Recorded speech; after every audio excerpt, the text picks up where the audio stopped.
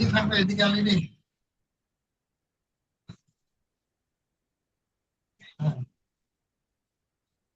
بالله من الشيطان الرجيم بسم الله الرحمن الرحيم رب زدني علما رب زدني علما رب زدني علما رب اشرح لي صدري ويسر لي أمري واحلل عقدة من লিসানি ইয়াফকাহু قولي। আমরা গতদিন ক্লাসে আলোচনা করছিলাম হচ্ছে দণ্ডবিধি আইনের 312 ধারা থেকে 315 ধারা পর্যন্ত। আজকে সেই ক্লাসটা একটু রিভিশন দিব, রিভিশন দিয়ে তারপরে আমরা মূল ক্লাসে ঢুকবো ইনশাআল্লাহ।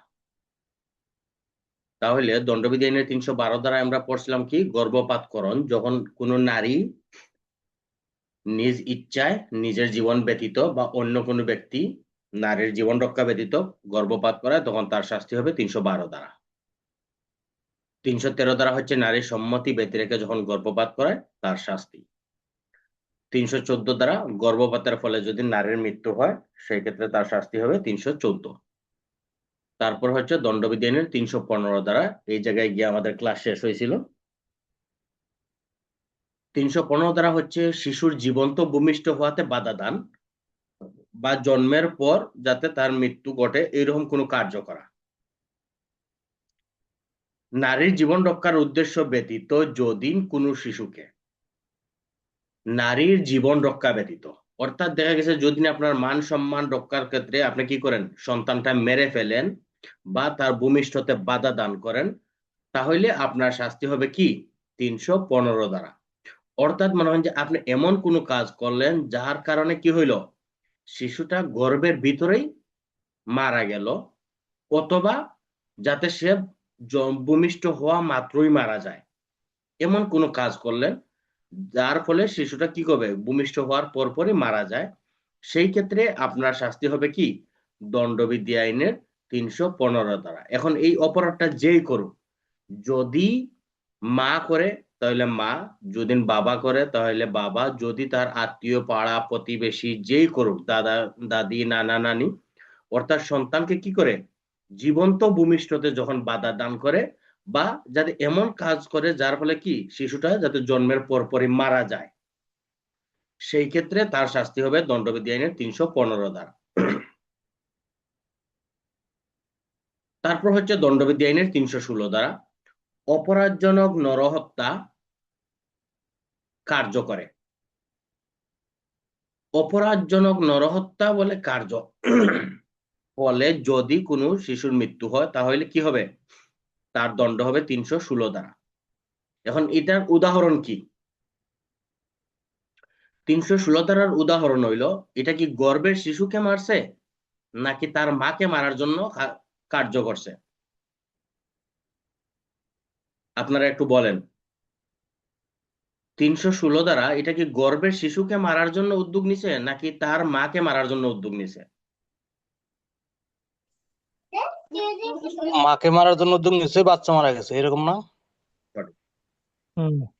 অপরাধজনক নরহত্যা অর্থাৎ মনে হয় যে কি করলো, যেমন গর্ভবতী মহিলা, যেমন আমাদের বাংলাদেশে এখন এগুলা অহরহ হয় যে শ্বশুর শাশুড়ি বা ননদ দেবর এরা কি করে, যদি দেখা যায় যে বাইরের বউয়ের সাথে মিল নাই তাহলে কি করে, যেমন দেখা গেছে যে গর্ভবতী মহিলা তো অল্পতেই মারা যাইতে পারে, কি করলো ফ্লোরের মধ্যে পানি ফেলে দিল অথবা তেল মোবিল ফেলে দিল যাতে সে কি করে তাড়াহুড়ার মধ্যে হাঁটতে গিয়ে যাতে সে মারা যায়।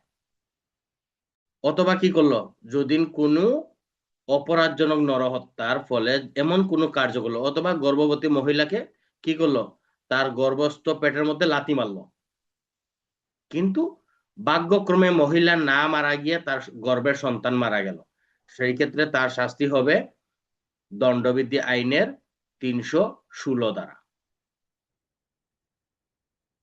তারপর হচ্ছে দণ্ডবিধি আইনের 317 ধারা, এটা আমরা গতকালকে একটু এমসিকিউর প্রশ্নের মধ্যে ধরছিলাম যে পিতা মাতা বা তত্ত্বাবধায়ক কর্তৃক 12 বৎসরের শিশুকে পরিত্যাগ বা বর্জন করা। অর্থাৎ যদি কেউ 12 বৎসরের শিশুকে কি করে পরিত্যাগ করে বা বর্জন করে, তাহলে তার শাস্তি হবে কি দণ্ডবিধি আইনের 317 ধারা। এখন এটার মধ্যে একটা ব্যাখ্যা আছে, আপনি যদি কি করেন পিতা মাতা বা তত্ত্বাবধায়ক, আপনি আপনার দায়িত্বে থাকাকালীন আপনি এই বাচ্চাটা বা সন্তানটাকে কি করলেন, পরিত্যাগ করলেন, অথবা সাপোজ মনে করেন যে আপনি তাকে দূরবর্তী কোনো স্থানে রেখে দিয়ে আসলেন।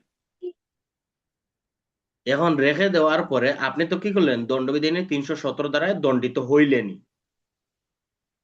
এখন যদি আপনি যখন এই বাচ্চাটাকে দূরবর্তী কোনো স্থানে রেখে দিয়ে আসছেন, এখন যদি এই শিশুটা কি হয়, খুন হয়, তাহলে আপনি কিন্তু খুনের দায়ে দায়ী হবেন।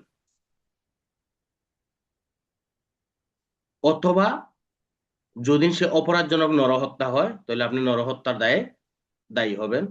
অথবা শিশুটা কি হইলো, ধর্ষণের শিকার হইলো, আপনি ধর্ষণের দায়ে দণ্ডিত হবেন। 317টা ভালো করে বুঝবেন, এটা কিন্তু খুব ক্রিটিক্যাল একটা ধারা। কি বলছে, আপনি আপনার সন্তান অথবা তত্ত্বাবধায়ক, আপনি একটা বাচ্চার দেখাশোনার দায়িত্বে আছেন, 12 বছরের কম সেই বাচ্চার বয়স, আপনি কি করলেন, তাকে পরিত্যাগ করলেন, অথবা মনে করেন যে আপনি কোথাও বেড়ানোর কথা বলে বাচ্চাটাকে নিয়ে বাইর হইলেন, বাইর হইয়া বাচ্চাটাকে রাস্তায় কোনো জায়গার মধ্যে আপনি রেখে দিয়ে চলে আসছেন, যাতে বাচ্চাটা আর ফিরে আসতে না পারে। এখন যদি মেয়ে শিশু হয়, 12 বছরের মেয়ে তখন মাশাআল্লাহ অনেক বড়ই হয়, সে যদি ধর্ষণের শিকার হয়, তাহলে আপনি ধর্ষণের দায়ে দায়ী হবেন। সে যদি খুনের শিকার হয়, তাহলে আপনি খুনের দায়ে দায়ী হবেন। সে যদি অপরাধজনক নরহত্যার দায়ে দায়ী হয়, অপরাধজনক নরহত্যার সংগঠন হয় তার প্রতি, তাহলে আপনি অপরাধজনক নরহত্যার দায়ে দায়ী হবেন। অথবা সে কি হয়েছে, অপহরণের শিকার হয়েছে, আপনি অপহরণের দায়ে দায়ী হবেন। এই 17 ধারাটা কিন্তু খুব ক্রিটিক্যাল, এটা কিন্তু অনেক ধারার সাথে যায়, অর্থাৎ এটা কিন্তু মাথায় রাখবেন। যদি আপনার প্রশ্নের মধ্যে বলে দেয় শিশুকে, 12 বছরের কম বয়স্ক শিশুকে তার অভিভাবক কর্তৃক পরিত্যাগের ফলে সে ধর্ষণের শিকার হয়, তাহলে তার অভিভাবকের বিরুদ্ধে কি আইনের ব্যবস্থা নেবেন, প্রশ্ন আপনাকে দিয়ে দিল, তখন আপনি কি বলবেন? যে প্রশ্নানুসারে বোঝা যায় দণ্ডবিধি আইনের 317 ধারা অনুসারে সে কি করছে, শিশুকে পরিত্যাগ করছে, এই জন্য সে 317 ধারায় দায়ী। যেহেতু উক্ত পরিত্যাগের ফলে উক্ত শিশুটি ধর্ষণের শিকার হয়, অতএব তার বিরুদ্ধে নারী শিশু নির্যাতন আইনের 9-1 ধারা মোতাবেক মামলা রুজু হবে বা ব্যবস্থা নেওয়া যাবে, উল্লেখ করে দেবেন। মূল যারা, কথাটা পরিত্যাগ থাকতে হবে, পরিত্যাগ, এই হ্যাঁ, কথাটা পরিত্যাগ থাকতে থাকতে হবে। হবে আর কি। যখনই বাচ্চাটাকে আপনি পরিত্যাগ করবেন, পরিত্যাগের ফলে যখনই তার প্রতি কোনো অপরাধের সংগঠন হবে, এই অপরাধের কিন্তু আপনি দায়ী হবেন। যারা এই ক্লাসগুলা মিস করতেছে তাদের জন্য শুভ কামনা, ঠিক আছে? কারণ এইগুলা ক্লাস তো বারবার আসবে না, বা এখন যে কথাটা আমি এখন বলতেছি, দেখা গেছে পরবর্তী ক্লাসে এটা নাও বলতে পারি, কারণ সবসময় তো মাথায় সবকিছু থাকে না। আলুর তরকারি স্যার, হ্যাঁ হ্যাঁ, আলুর তরকারি। হ্যাঁ, কারণ এগুলা হচ্ছে কি, যে দণ্ডবিধিটা হচ্ছে এমন একটা অধ্যায় যে সবসময় কিন্তু সবকিছু মাথায় থাকে না, বা সবসময় মাথাটা ফ্রেশ মাইন্ডে থাকে না। যেমন এখন মাথাটা ফ্রেশ মাইন্ডে আছে, অনেক কিছু মাথার মধ্যে আসতেছে, এই জন্য বলতে পারতেছি। দেখা গেছে যে এমন এক সময় আসবে, আপনি একটা প্রশ্ন করছেন, আমার যেটা জানা জিনিসটাও কি হবে, আমি ভুল বলবো, কারণ কি মাথাটা আমার ফ্রেশ না, বা ওই চিন্তাধারা আমার মাথায় নাই। তো যারা ক্লাসগুলো মিস করতেছে তাদের জন্য শুভকামনা আগে থেকেই দিয়ে দিলাম।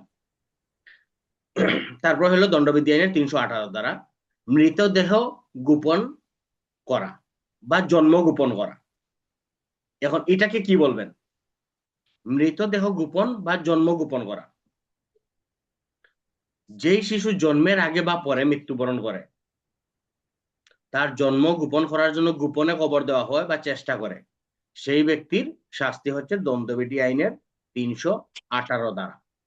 এখন এটার একটা উদাহরণ দিলে আপনারা সহজে বুঝবেন। উদাহরণটা কি, যেমন মনে করেন যে আমাদের বাংলাদেশে বর্তমানে এগুলো খুব অহরহ চলে।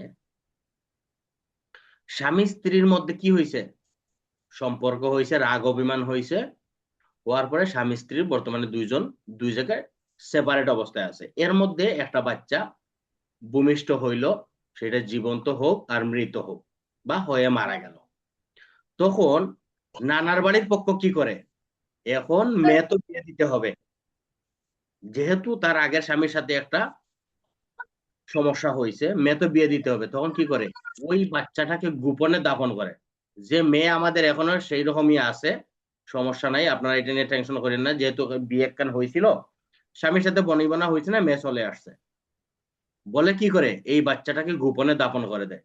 এই যে এই বাচ্চার আপনি পরিচয়টা গোপন করলেন, এই জন্য আপনার শাস্তি হবে কি, দণ্ডবিধি আইনের 318 ধারা।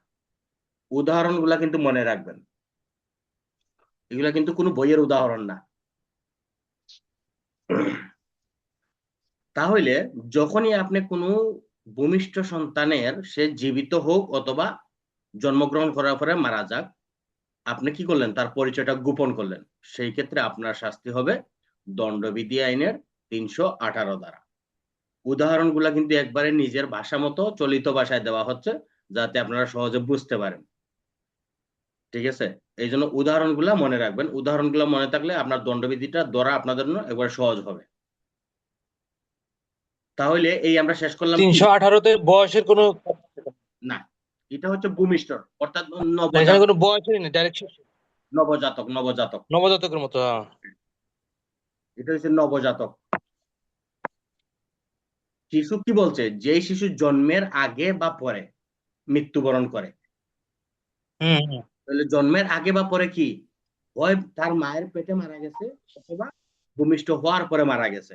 এখন এই সন্তানটাকে, এই বাচ্চাটাকে আপনি কি করলেন, গোপনে কবর দিলেন বা কবর দেওয়ার চেষ্টা করলেন, সেই ক্ষেত্রে আপনার অপরাধ হবে 318 ধারা। কারণ আপনি এই যে গোপনে কবর দিতে গেলেন বা কবর দেওয়ার চেষ্টা করলেন, এটা কারণ কি, যাতে তার পরিচয়টা কেউ না জানে, অর্থাৎ এই সন্তানটা যে আপনার সন্তান বা এটার একজন পিতা আছে, এই জন্য আপনি কি করলেন, সেটা গোপন করলেন। এই গোপন করতে গেলে আপনার শাস্তি হবে দণ্ডবিধি আইনের 318 ধারা। এখন আমরা খুব একটা ইম্পর্টেন্ট চ্যাপ্টারে প্রবেশ করতেছি, সেটা হচ্ছে আঘাত সম্পর্কিত।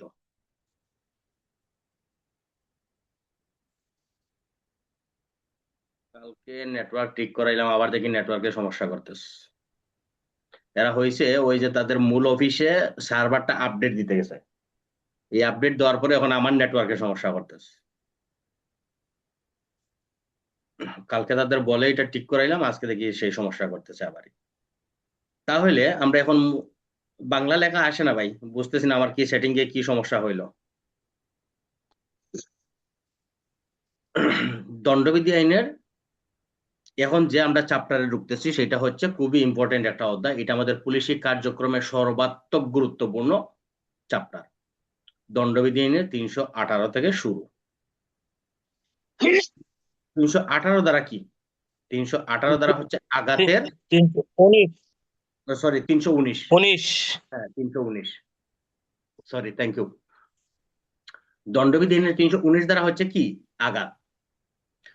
আঘাতের সংজ্ঞা কি দিবেন, যেই ব্যক্তি কোনো ব্যক্তির দৈহিক যন্ত্রণা, পীড়া বা বৈকল্য ঘটায়, দৈহিক যন্ত্রণা, পীড়া বা বৈকল্য ঘটায়, সেই ব্যক্তি কি করে, আঘাত বলে গণ্য হবে। তাহলে এই দৈহিক যন্ত্রণা, পীড়া বা বৈকল্য, এইগুলা বলতে কি বুঝেন, একটু আপনাদের ভাষায় একটু বলেন তো দেখি।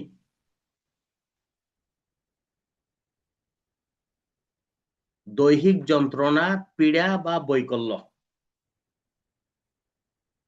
আরিফুল।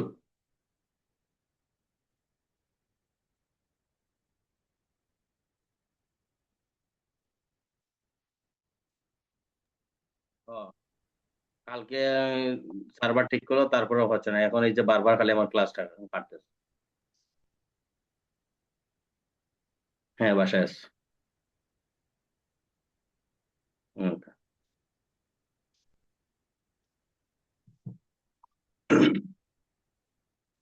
তাহলে দণ্ডবিধি আইনের 319-এ বলছে, যদি কোনো ব্যক্তি অপর কোনো ব্যক্তির দৈহিক যন্ত্রণা, পীড়া বা বৈকল্য ঘটায়, সেক্ষেত্রে কি হবে, আঘাত করেছে বলে গণ্য হবে দণ্ডবিধি আইনের 319 দ্বারা। এটা কি সংজ্ঞা, 319 হচ্ছে কি, আঘাতের সংজ্ঞা বা সাধারণ আঘাত। তারপর হচ্ছে দণ্ডবিধি আইনের 320 দ্বারা গুরুতর আঘাত। গুরুতর আঘাত গুলা কি, নিচে 8টা বিষয় বলা আছে, এই একটা বিষয়ের যদি কোনো কিছু করে তাহলে সেটা গুরুতর আঘাত হিসেবে গণ্য হবে। তাহলে প্রথমত কি পুরুষত্বহীনকরণ, প্রথমটাই হচ্ছে, আটটার মধ্যে প্রথমটাই হচ্ছে পুরুষত্বহীনকরণ। দ্বিতীয়টা হচ্ছে স্থায়ীভাবে দু চোখের যে কোনো একটি দৃষ্টিশক্তি রহিতকরণ। স্থায়ীভাবে দুই চোখের যে কোনো একটির দৃষ্টিশক্তি কি করা? রহিত করা। 3 নম্বরে হচ্ছে স্থায়ীভাবে দুই কানের যে কোনোটির শ্রবণ শক্তি রহিত করা। অর্থাৎ আমার 3 নম্বরে বলছে দুই কানের যে কোনো একটির মধ্যে কি করা? নষ্ট করা। সেই ক্ষেত্রে তার তৃতীয়ত হচ্ছে সেটা গুরুতর আঘাত হিসেবে গণ্য হবে। চতুর্থ হচ্ছে যে কোনো অঙ্গ বা গ্রন্থির অনিষ্ট। তাহলে আমাদের শরীরে অঙ্গ আছে কয়টা? পঞ্চ অঙ্গ। চোখ, কান, নাক, মুখ, হাত, পা। যে কোনো অঙ্গ বা গ্রন্থির অনিষ্ট সাধন। এই পাঁচটার মধ্যে যে কোনো একটার কি করছে? ক্ষতি করছে। সেক্ষেত্রে তার শাস্তি হবে, চতুর্থ হচ্ছে সেটা গুরুতর আঘাত হিসেবে গণ্য হবে। পঞ্চমত যে কোনো অঙ্গ বা গ্রন্থির হানি করা বা স্থায়ীভাবে ক্ষতি সাধন করা। আচ্ছা, এই যে আমরা আগে 8টা বলি, তারপরে এগুলার একটু ভাঙবো। তাহলে অঙ্গ বা গ্রন্থির হানি করা বা স্থায়ীভাবে ক্ষতি সাধন করা। তাহলে 5টা অঙ্গ আছে, চোখ, কান, নাক, মুখ, হাত, পা। এই 5 অঙ্গের মধ্যে যে কোনো একটা কি করছে? হানি করছে বা স্থায়ীভাবে ক্ষতি সাধন করছে। 6 নম্বর হইল মস্তক বা মুখমণ্ডলে স্থায়ী বিকৃতি করা। 7 নম্বর হাড় বা দাঁত ভঙ্গ। 8 নম্বর যেই আঘাতের ফলে 20 দিন কি করে কাজ হতে বিরত রাখে, তখন সেটা কি হবে? গুরুতর আঘাত হিসেবে গণ্য হবে। এখন যদি এটা 15 দিন হয় তাহলে কি সেটা গুরুতর আঘাত হিসেবে গণ্য হবে? দিন হইল 15 দিন। আপনি কি করলেন? আপনাকে আঘাত করার ফলে আপনি 15 দিন হসপিটালে ভর্তি ছিলেন, তখন কি এটা গুরুতর আঘাত হবে? গুরুতর আঘাত হবে না। 20 দিন হতে হবে কমপক্ষে। 20 দিন। এখন আমরা এই যে 8টা কোটেশন বললাম, যে 8টা কাজ করলে কি হবে, 8টার যে কোনো একটা জুন করে তাহলে সেটা গুরুতর আঘাত হিসেবে গণ্য হবে। এখন প্রথমটা আমরা বুঝলাম যে পুরুষত্বহীন করা। দ্বিতীয়টা বুঝলাম যে দুই চোখের যে কোনো একটি বা দুই চোখ কি করছে? স্থায়ীভাবে ক্ষতি সাধন করছে। 3 নম্বর হচ্ছে দুই কানের বা যে কোনো এক কান কি করছে? শ্রবণ শক্তি নষ্ট করছে। কান কিন্তু আছে, কিন্তু আপনার কানের পর্দা ফাটাইলিছে, আপনার কানে আর শুনেন না। এটা হচ্ছে 3 নাম্বার। 4 নাম্বার হচ্ছে অঙ্গ বা গ্রন্থি কি করে? স্থায়ীভাবে ক্ষতি করে বা অনিষ্ট করে। এখন এই অঙ্গ বা গ্রন্থি এটা বলতে আপনি কি বুঝেন? আমি বলছি 5টা অঙ্গ: হাত, চোখ, কান, মুখ, হাত, পা। 5 অঙ্গ। এখন আমার এই হাত আছে, এখন আমার এই হাতের এমন ভাবে ভাঙলো, হাতের মতো জায়গাতে আছে কিন্তু এটা দিয়ে কোনো কার্যক্রম করতে পারি না, তাহলে এটা স্থায়ী ক্ষতি। হাতের জায়গায় ঠিকই আছে, কিন্তু কি করছে? এমন মারছে আমার হাতের আর কোনো কার্যক্রম নাই, তাহলে এটা হইলো আমার হাতের স্থায়ী ক্ষতি করলো। অথবা পায়ের স্থায়ী ক্ষতি করলো, অথবা চোখ, কান, নাক, মুখ কি করলো? আমার একটা অনিষ্ট করলো, যার কারণে আমার কি হয়েছে? এটা স্থায়ীভাবে ক্ষতি সাধন হয়ে গেল। তাহলে সেটা হইলো 4 নাম্বার। 5 নাম্বার হইলো যে কোনো অঙ্গ বা গ্রন্থি। এখন যদি সাপোজ এই যে আমার কানটা কি করলো? কেটে নিল। কানটা কেটে নিল, তাহলে এটা আপনি কততে দিবেন? গুরুতর আঘাতের 4-এ দিবেন নাকি 5-এ দিবেন?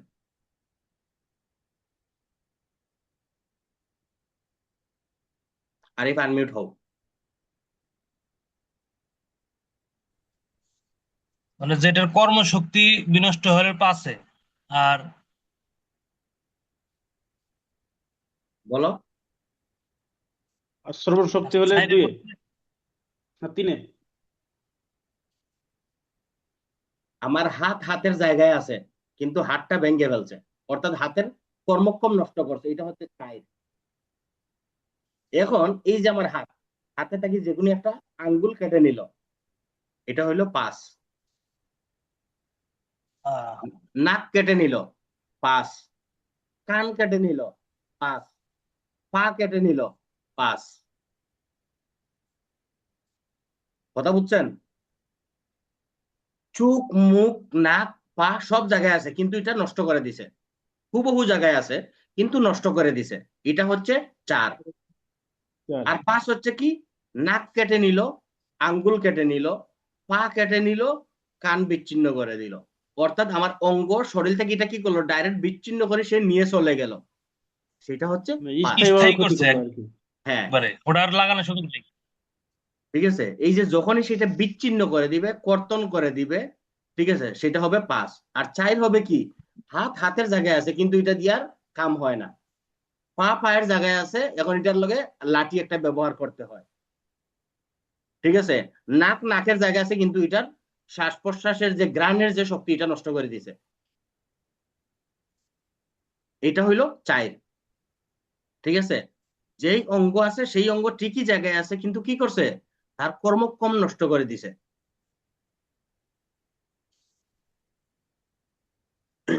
তাহলে গেল 5 নাম্বার। 6 নাম্বার হইলো কি, মস্তক বা মুখমণ্ডলের বিকৃতি।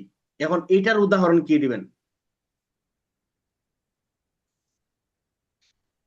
মস্তক বা মুখমণ্ডলের বিকৃতি।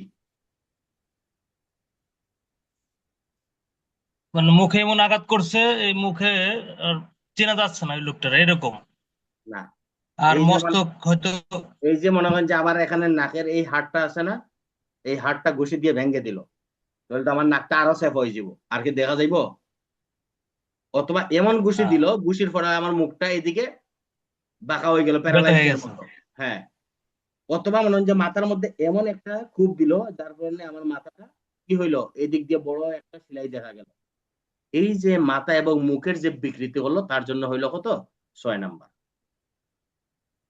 হ্যাঁ। এই উদাহরণগুলো কিন্তু বুঝবেন, কারণ পরীক্ষার হলে আপনার এমন ভাবে দিয়ে দিবে, এখন আপনার কোনটা গুরুতর আঘাতের কোন জায়গার মধ্যে ফেলাইবেন সেটা কিন্তু বুঝবেন না। 7 নাম্বার, হাড় বা দন্তবঙ্গ। এটা একবারে সহজ। হাড় বা দন্তবঙ্গ, যেমন কি করছে, একটা বাড়ি মারি হাড়টা ভাঙছে, 2 দিন, আমি মনে করেন যে 1 মাস 2 মাস একটা ব্যান্ডেজ করিয়া ঘুরিয়ে যে করলাম, এটা হচ্ছে 7 নাম্বার। অথবা ঘুষি দিয়ে দাঁত ফালাই দিল, এটা একবারে সহজ। এটা হচ্ছে 7 নাম্বার। 8 নাম্বার হচ্ছে কি, 20 দিন আমার স্বাভাবিক কাজ থেকে বিরত রাখা। অর্থাৎ এমন একটা আঘাত করছে যার জন্য আমাকে 20 দিন হসপিটালে ভর্তি রইতে হয়েছে, অথবা আমার বাসাতে বিশ্রামে থাকতে হয়েছে, যার জন্য আমি আমার নিয়মিত কার্যক্রম থেকে বিরত রয়েছি। এই 8টা কাজ যদি কেউ করে, তাহলে সেটা হবে কি, গুরুতর আঘাত হিসেবে গণ্য হবে। এটা কিন্তু সংজ্ঞা, মাথায় রাখবেন। 318 এবং 319 এটা হচ্ছে কি, সংজ্ঞা। তাহলে সাধারণ আঘাতের সংজ্ঞা হইল, কোনো ব্যক্তিকে 19। দৈহিক যন্ত্রণা, পীড়া বা বৈকল্য করলে সেটা কি হবে, সাধারণ আঘাত বা আঘাত হিসেবে গণ্য হবে, সংজ্ঞা। আর কথা বল। 320 সেটা হচ্ছে কি, গুরুতর আঘাত হবে কখন, যদি 8টা কাজ করে। আমার সাথে সাথে 8টা জিনিস বলে রাখেন, কারণ এখানে আপনি ইন্ডিভিজুয়াল করার কোনো সুযোগ নাই। আপনি ইন্ডিভিজুয়াল করলেই পরীক্ষার খাতায় আপনার ইন্ডিভিজুয়াল হয়ে যাবে। 8টা জিনিস আমার সাথে সাথে বলেন একসাথে। 1, পুরুষত্বহীন। 2, দুই চোখের অথবা পুরুষত্বহীন করো। ব্যক্তির স্থায়ীভাবে বিনষ্ট করা। 3, দুই খান অথবা একটির স্থায়ীভাবে শ্রবণ শক্তি নষ্ট করা। 4, অঙ্গ বা গ্রন্থির স্থায়ীভাবে বিনষ্ট করা। 5, অঙ্গ বা গ্রন্থির অঙ্গ হানি করা।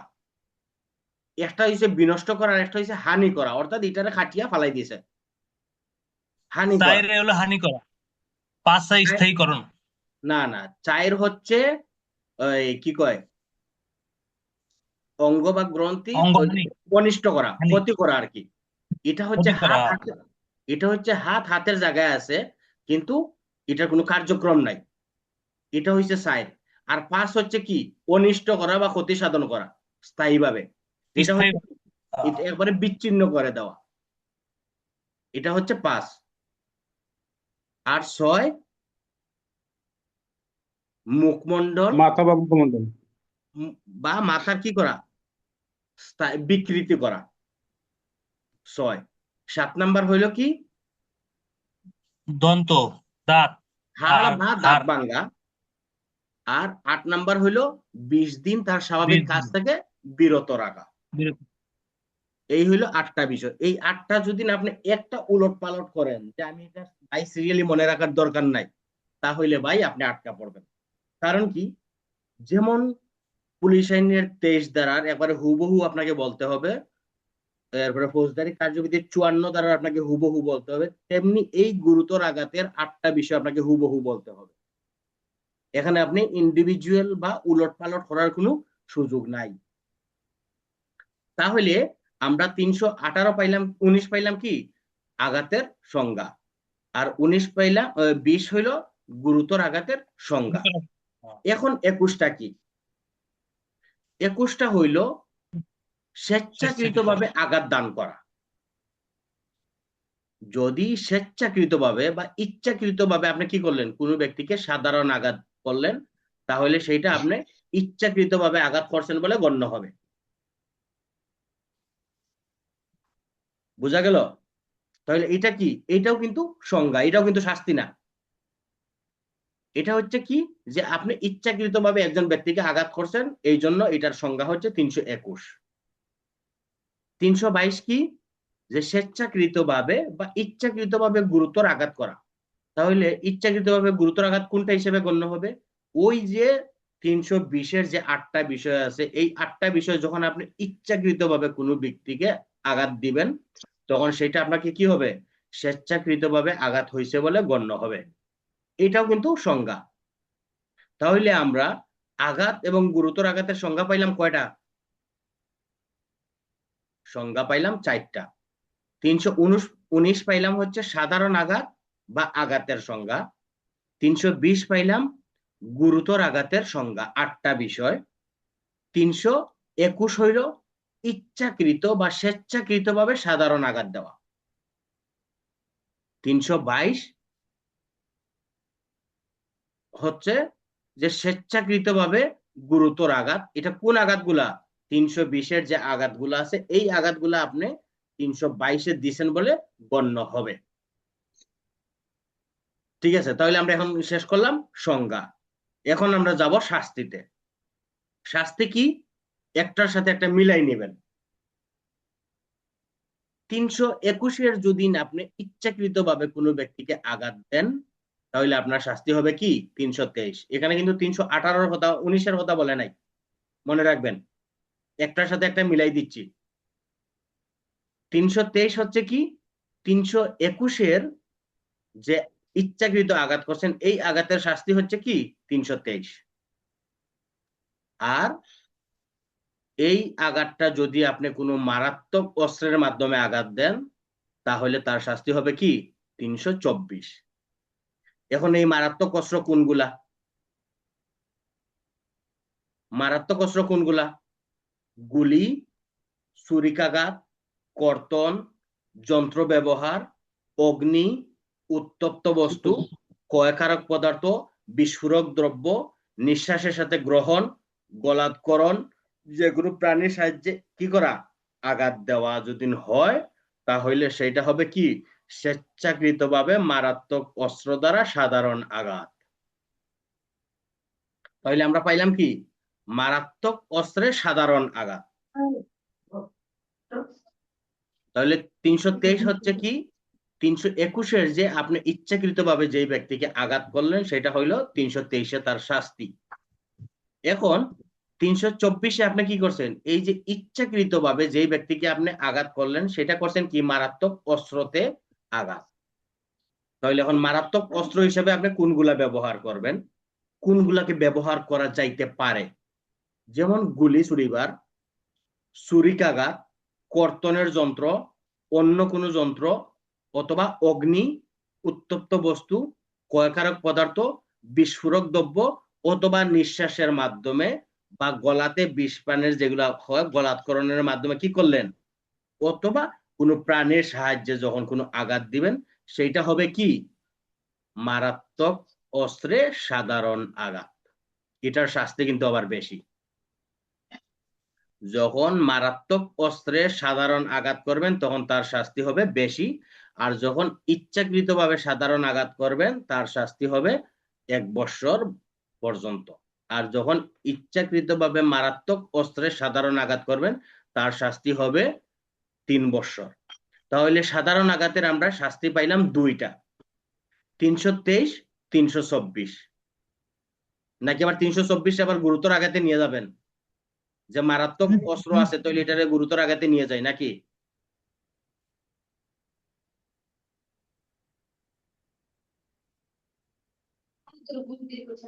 কি 324 কই নিবেন? 323 24 একসাথে। হ্যাঁ, 323 এবং 24 হবে কি সাধারণ আঘাত, এটা মনে রাখবেন। স্যার এখ- স্যার এটার সাথে ওই যে 36 ধারাটা একটু আলোচনা করিয়েন। 34 ধারা দিয়ে দেবো, দিয়ে দিলে তো আবার ফেসাই দিবেন ভাই। না না, পেঁচানোর জন্য না, মানে এটার সাথে এই ধারাগুলোর সাথে রিলেটেড 36, এটা যেহেতু মামলা হয়, না মারামারি মামলা। আমি আপনারা বলি, 34টা হচ্ছে কি, যে আপনি একজন ব্যক্তিকে আঘাত করছেন হঠাৎ উত্তেজনার ফলে, এটাই হয়েছে 34। এখন এটারে যদি আমরা 323-এর সাথে বা 24-এর সাথে আনি তাহলে কি হইব, আপনারা ওই যে তখন ওই যে বলবেন যে 334-এর হঠাৎ উত্তেজনা ব্যতীত হইলে এখানে আঘাত হয়েছে। তো এটা যখন এখানে আপনাদের ঢুকাই দিব তখন আপনারা ওই 334-এর সাথে খালি পেঁচ বাজাইবেন। কথা বুঝছেন? এই জন্য আমি 334টা এখানে আনতেছি না, কারণ কি 334-এর আলাদা একটা চ্যাপ্টারই আছে, ওতে তার ওই জায়গার মধ্যেই ফেলাই দিব। আর এটা আপনার বোঝার স্বার্থে আমি 334 এখানে আনতেছি না, কারণ কি যদি এখন আমি 323-এর সাথে 334 টানি তাহলে আপনি কি করবেন, আপনি ওইটা করবেন যে স্যারে তো এখানে জানি 334 কি কইছিল, তখন এইটা নিয়ে আপনি কি করবেন, ঘুরপাক খাইতে থাকবেন, গুনতি করতে থাকবেন, তখন আপনার কি হবে 323টাই চলে যাবে। কারণ 334টা হচ্ছে হঠাৎ আপনি উত্তেজনার ফলে যখন কোনো ব্যক্তিকে আঘাত করবেন তখন তার শাস্তি হচ্ছে 334। আর আমরা স্পেসিফিকলি বলে দিচ্ছি কি, আপনি ইচ্ছাকৃতভাবে যখন কোনো ব্যক্তিকে আঘাত করবেন তখন তার শাস্তি 323। তাহলে কোনটা সহজ বলেন, যে 334-এর উত্তেজনা ব্যতীত যদি কোনো ব্যক্তিকে আঘাত করে তাহলে তার 323, আর যদি বলি যে ইচ্ছাকৃতভাবে আপনি একজন ব্যক্তিকে আঘাত করছেন তাহলে তার জন্য 323। এখন আপনার জন্য কোনটা সবচেয়ে বেটার হবে, 334টা নাকি খালি 323টা? স্যার আমি শুধু 34-এর কথা বলছি, 34 পেনাল কোড 34। 34 তো ভাই এখানে আসার কোনো সম্ভাবনাই নাই। না না, যে মামলা রুজু হয় তো 323, হ্যাঁ, 24, 25, 26, আর হচ্ছে 506-এর 2 এই জন্য। ওইগুলো আমি আপনারা বলি, আপনি যখন 323-24 বুঝে নিবেন তখন আপনার কোন জায়গায় 34 আর কোন জায়গায় 149 ব্যবহার করবেন এটা আপনি তখন ঠিকই বুঝবেন। এখন যদি না আমি ক্লাসের মধ্যে যদি মামলা টানি তাহলে আপনি তো কাভার দিতে পারবেন না, অথবা মনে হয় যে যারা কাভার দিতে পারবে বাকি যারা নতুন আছে 1-2 জন তারা মনে করেন যে হাবুডুবু খাবে।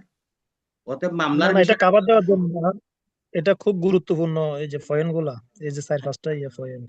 হ্যাঁ আমি 34-এর বিষয়টা তো আমি জানি, 34-এর বিষয়টা জানি, কিন্তু এটা তো এখন যদি না আপনি ক্লাসের মধ্যে মামলাটা নেন তাহলে তো আর হবে না।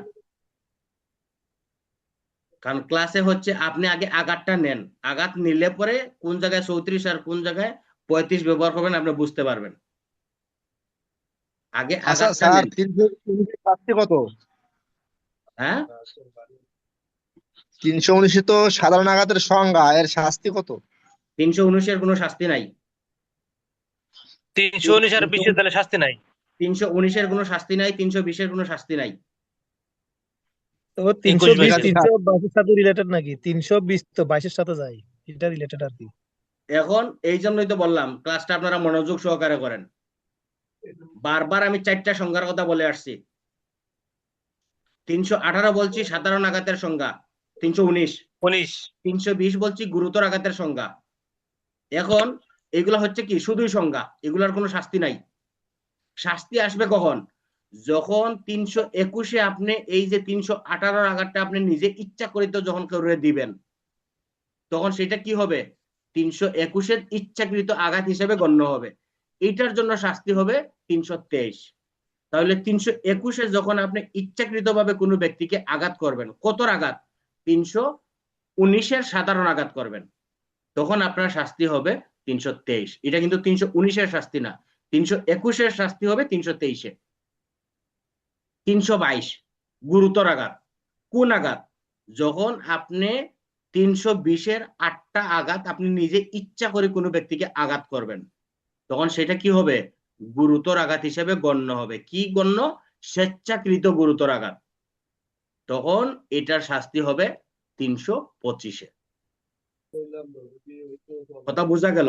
এই জন্যই তো বললাম যে এখানে সংজ্ঞা পড়লাম আমরা আঘাতের 4টা: সাধারণ আঘাত, গুরুতর আঘাত, তারপরে পড়লাম কি স্বেচ্ছাকৃত সাধারণ আঘাত বা ইচ্ছাকৃত সাধারণ আঘাত। 322-এ পড়লাম ইচ্ছাকৃত গুরুতর আঘাত। ইচ্ছাকৃত গুরুতর আঘাত কোনগুলা? 320-এর যে আঘাতগুলা যদি আপনি ইচ্ছাকৃত কোনো ব্যক্তিকে দেন তাহলে সেটা ইচ্ছাকৃত বা স্বেচ্ছাকৃত গুরুতর আঘাত হিসেবে গণ্য হবে 322। আর এই 22-এর শাস্তি হবে 325-এ, 26-এ। বোঝা গেল? হুম। ঠিক আছে। তাহলে ওই যে ক্লাসটা তো মনে হয় যে এই জন্য ক্লাসে সবাই মনোযোগ থাকে না, হঠাৎ করে এক জায়গাতেই প্রশ্ন করে, তখন এই ক্লাসটা পিছনে পালাই দেয়। ক্লাসে এই জন্য বলছি যে দণ্ডবিধির চ্যাপ্টারগুলো কিন্তু খুবই ইম্পর্টেন্ট। যদি আপনি একটু এদিক সেদিক হন তাহলে মনে করেন যে নিজে তো যাইবেন, অন্যদের নিয়ে যাইবেন। ঠিক আছে? তাহলে আমাদের ক্লাসের টাইমই তো শেষ, 38 সেকেন্ড আছে। তাহলে আমরা আজকে সাধারণ আঘাত আর গুরুতর আঘাত কোনগুলো সেগুলো জানলাম। 318 হচ্ছে সাধারণ আঘাত, যে দৈহিক যন্ত্রণায় পীড়া বা বৈকল্য দিলে সেটা সাধারণ আঘাত। 318 এটা হচ্ছে কি 319, খালি 18ই আসতেছে মনে। 319 এটা হচ্ছে কি সংজ্ঞা। 320 গুরুতর আঘাত।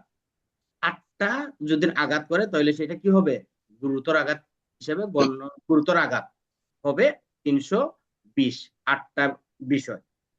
321, 319-এর যে আঘাতগুলো আপনি যদি ইচ্ছাকৃত ভাবে দেন তাহলে সেটা কি হবে? স্বেচ্ছাকৃত ভাবে সাধারণ আঘাত হিসেবে গণ্য হবে।